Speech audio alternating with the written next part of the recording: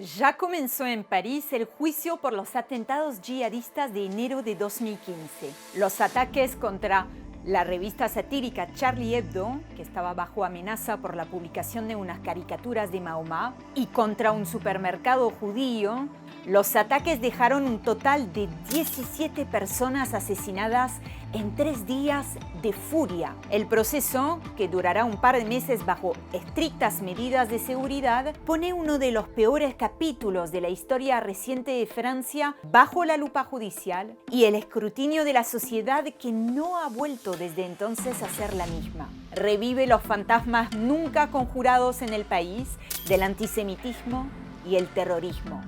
Y vuelve a abrir el debate de la libertad de expresión, que desde hace décadas hace correr ríos de tinta y 5 años atrás también hizo correr sangre. Los atacantes están muertos y sus cómplices están ahora sentados en el banquillo de los acusados, aunque no todos.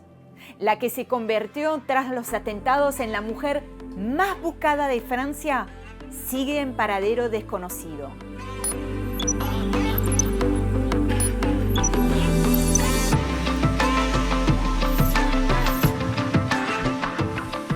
Miércoles 7 de enero, en pleno París, los hermanos Sherif y Said Kouachi, armados con Kalashnikov, ingresan en la sede de Charlie Hebdo y balean la redacción. 11 muertos.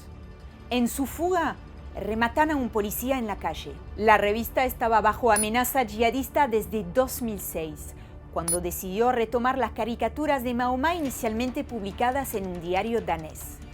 La representación del profeta, que es una blasfemia para el Islam, había causado un gran revuelo, y los terroristas quisieron con esas viñetas justificar su barbarie. Aujourd'hui, c'est la République tout entière qui a été agressée. La République, c'est la liberté d'expression.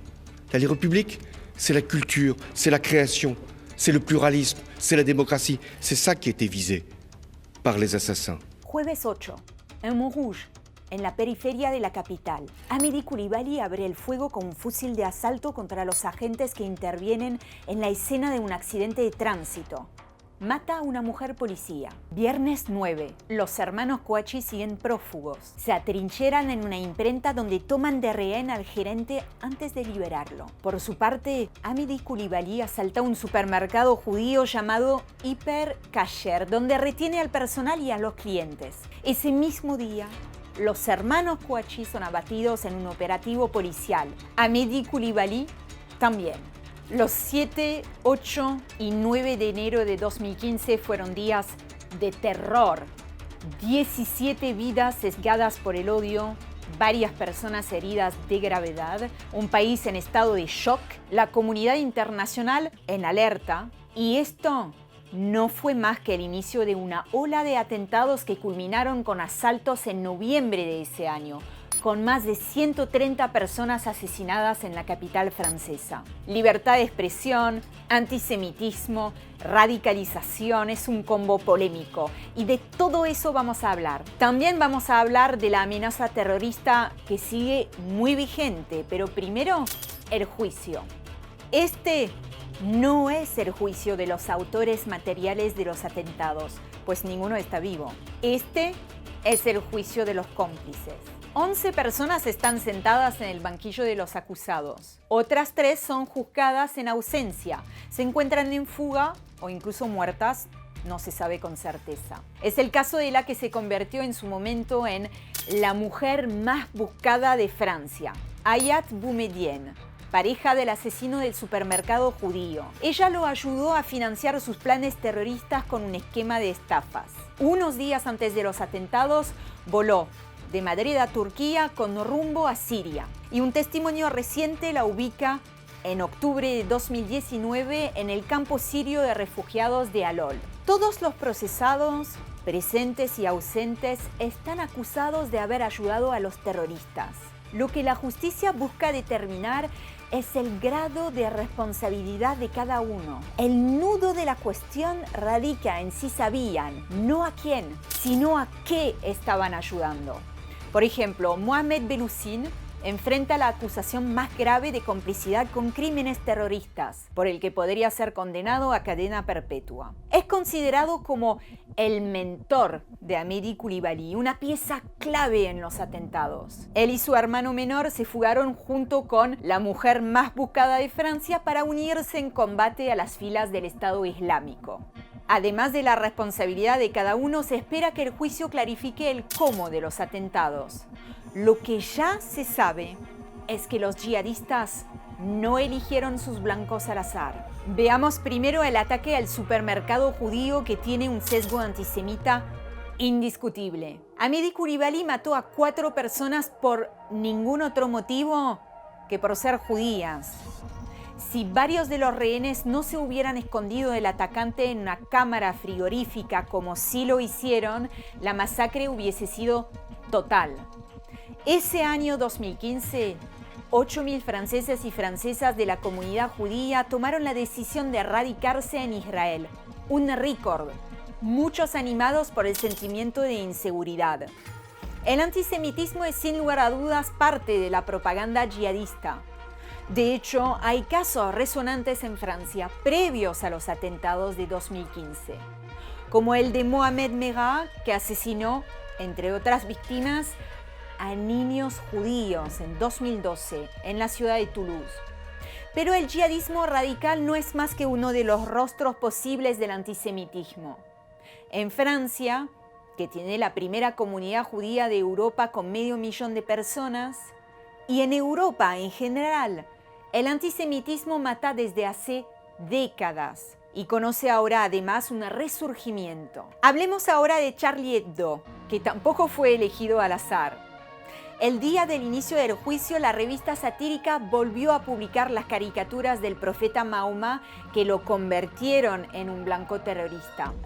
Hay gente que murió acribillada un 7 de enero de 2015 por unos dibujos. No hay atenuante para eso, solo los terroristas justifican el terrorismo. Pero sí hay un debate necesario que Charlie Hebdo y los ataques en su contra revivieron: el debate por la libertad de expresión y la blasfemia, que en Francia es un derecho.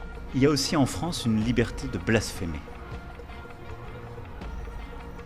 qui est attachée à la liberté de conscience. Et donc de là où je suis là pour protéger toutes ces libertés. Yo soy Charlie. Yo no soy Charlie. La pregunta no es solo si estar a favor o en contra de la libertad de expresión. La pregunta es, ¿hasta dónde? La libertad nunca es total. ¿Cuáles son sus límites? ¿Quiénes los definen? En Francia existe un marco legal que traza fronteras donde está la violencia, el odio, la difamación. Ahora, ¿qué pasa a la hora de ejercer esa libertad? Es difícil resumir décadas de un debate y una práctica en constante revisión, pero a grandes rasgos, hay aquellos que piensan que no se debe ofender a otros, sus creencias, su sistema de pensamiento, en nombre de la libertad de expresión. Y hay aquellos que piensan que no se debe supeditar la libertad de expresión al miedo a ofender. Y seguramente no cuando se trata de humor. Charlie Hebdo es, por supuesto, de esos segundos. Reivindica el derecho a reírse de todo y contra todas las censuras como parte de una democracia saludable. La revista pertenece en Francia a una larga tradición de prensa humorística y satírica. Esa prensa tuvo sus vericuetos a lo largo del tiempo. Charlie Hebdo también. Acaba de cumplir 50 años, 5 décadas de irreverencia que le valieron un gran número de críticas, juicios, amenazas, incluso de muerte. La publicación invierte 1,5 millones de euros al año para la protección de sus periodistas. El exdirector, Stéphane Charbonnier, más conocido como Charb, el nombre con el que firmaba sus caricaturas, también vivía bajo protección.